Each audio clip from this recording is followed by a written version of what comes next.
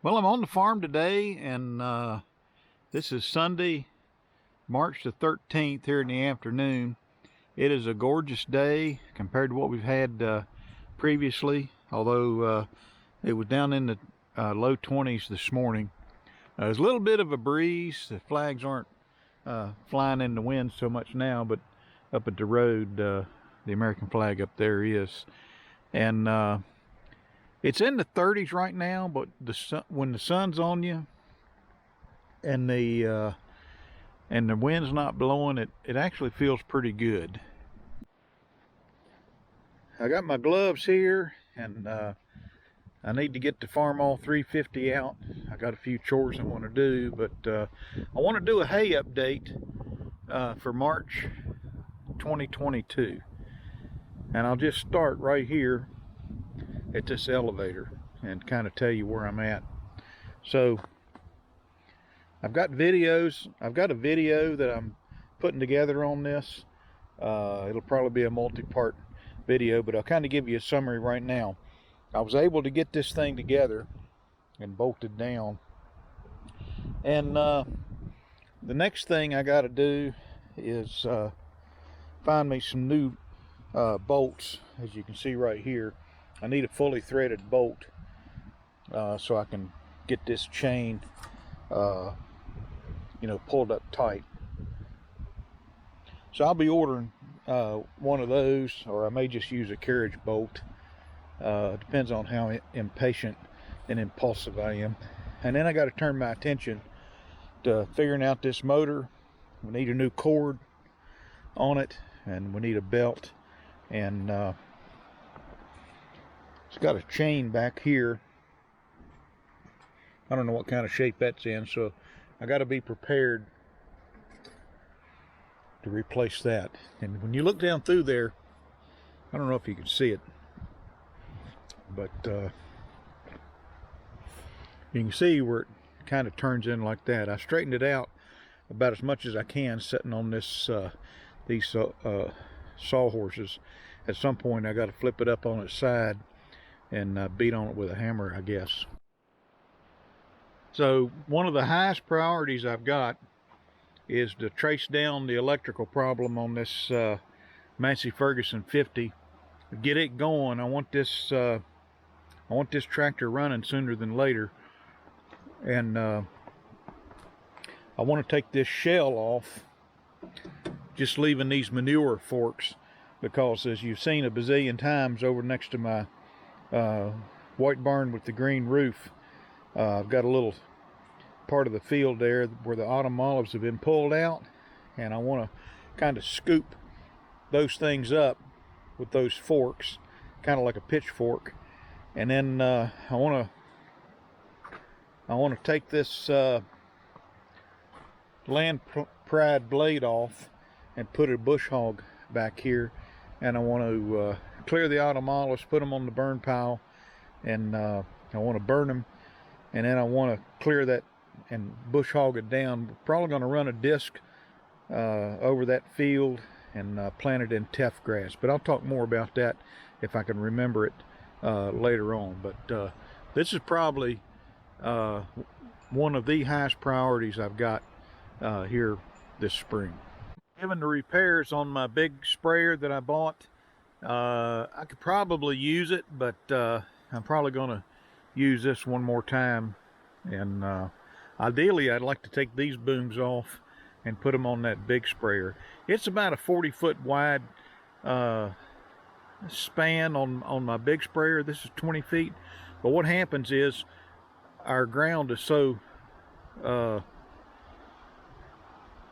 uneven that it doesn't take much, and you'll put the end of a boom into the dirt, or you get it so close to the ground you effectively do not have a spray pattern. So I'm more interested in capacity to keep me from coming back and filling up a bazillion times than the width of the booms.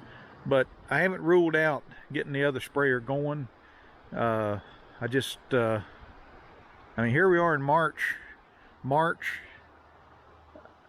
13th, April 13th. April 13th, May 13th. In 2 months, we could potentially be cutting hay. So if you're a haymaker, you start feeling claustrophobic even in January, because the time to make hay comes quick, and we're trying to be ready for that. I thought we'd drive out here to my west field and the low ground. I've got out here, and so as you've seen in some of my videos, I pulled my kicker wagons out here, and where I can kind of pull them up and work on them. But even though it's been cold and freezing, you know, down in the teens and 20s, we've had some days where the temperatures have been high, like 75 degrees. And so things are greening up. I need to clear out the junk out of this spot right here before the grass starts growing up, because I'm going to want to clean that off a little bit, and I'll make hay on that this summer, I hope. We're not fertilizing this year, and there's multiple reasons for that. One of them is there's multiple reasons, and one of them is I've spent money like a drunken sailor at the end of last year and the beginning of this year on you know, I bought 2 tractors, this one and the Massey 50, and then I bought a round baler. So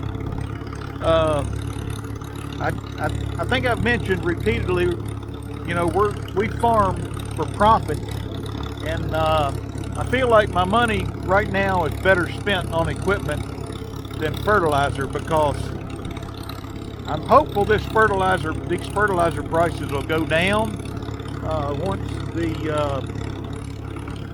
once planting season is over for farmers, and hopefully the war in Ukraine dies down, and I'm hopeful that'll be in favor of the Ukrainians, and there'll be some easement of the pressure on crude oil, and with it lower fertilizer prices.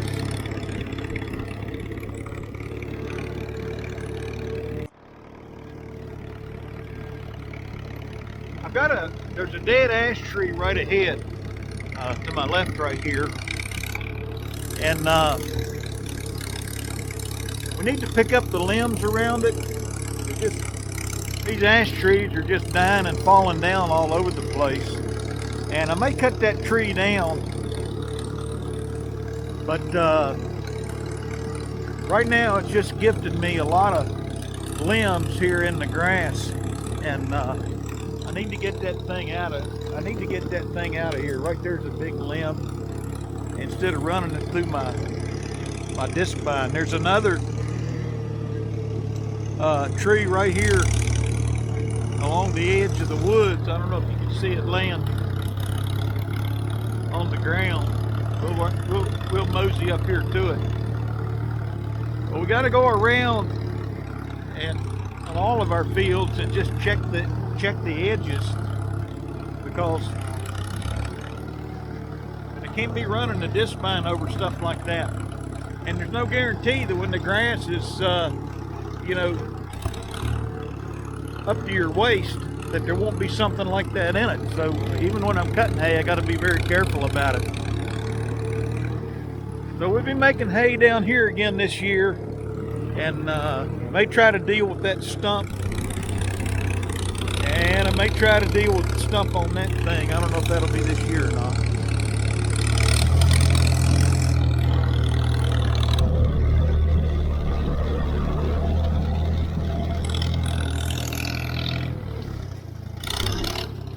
I really like the sound of that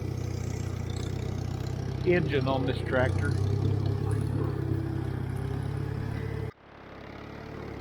So this year we'll be scabbing whatever hay we can get off this little spot right in here. And so I need to get that crone out of there, and then I'll show you another place here in just a minute. Anywhere we can grab a few bales of hay, we're going to try to do it. So in lieu of fertilizer, you know, we're going to try to make as many bales of hay as we can to kind of offset that.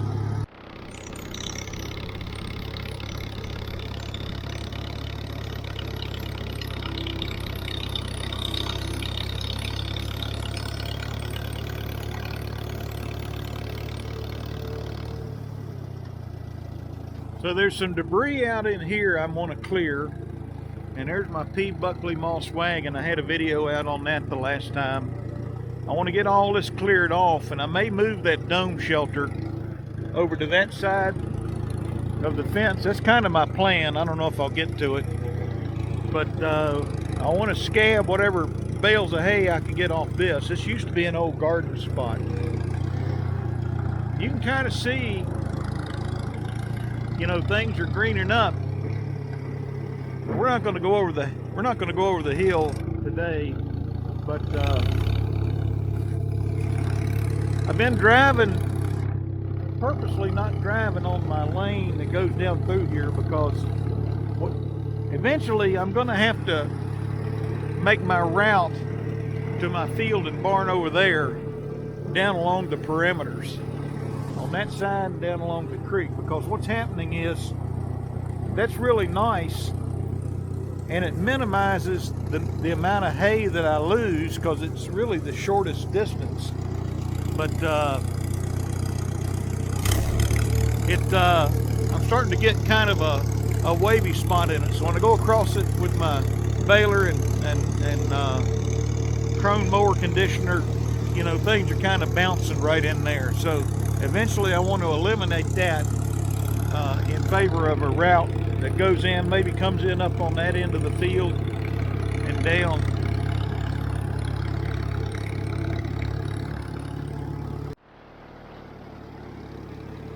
I'm running in third gear TA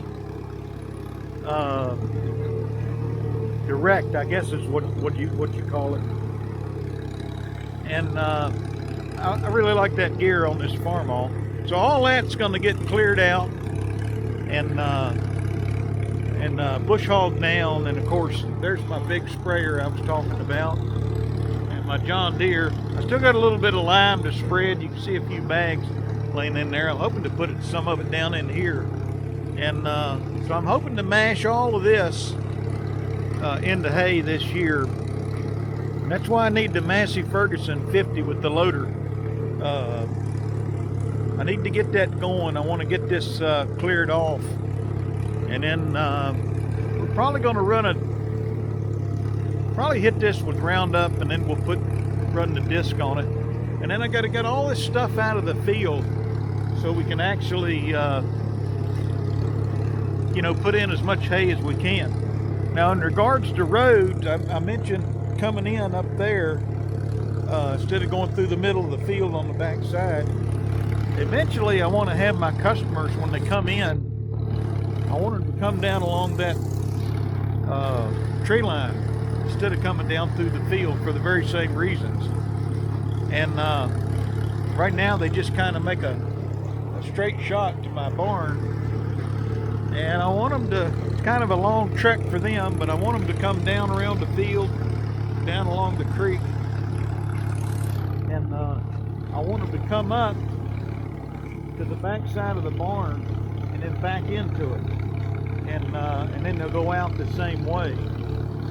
And so I'll have to put down some gravel and things like that, but that's kind of what I got in mind as far as you know, the future pickup and deliveries. That probably won't happen this year, but you can see even here things are kind of greening up a little bit. But I think I'm gonna put down some teff grass. Wasn't too happy with it the last time I put it down. It just seemed like it was just overtaken by weeds, and then we had drought. And but I'm gonna try to get it in early, such that it'll get plenty of rain, and hopefully I can take some hay off of that.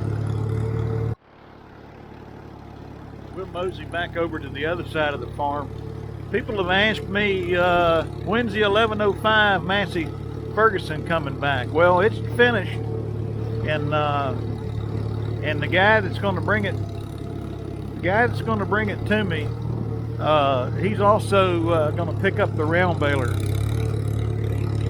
That round baler's bought and paid for. The check is cleared, and I made sure there was a couple dollars extra in there so it wouldn't bounce. But nonetheless, it's cleared, and so we get the 1105 and the round baler in here, and I'm hoping that's going to happen here before the 1st of April. One thing I'm hearing over and over is the incredible prices of fertilizer and fuel. You know, double and triple, and it's really bad. And some hay people that I'm familiar with, I know there's one person out near Lynchburg that I know of, and I think they have mixed grass hay, and but it's good clean hay, and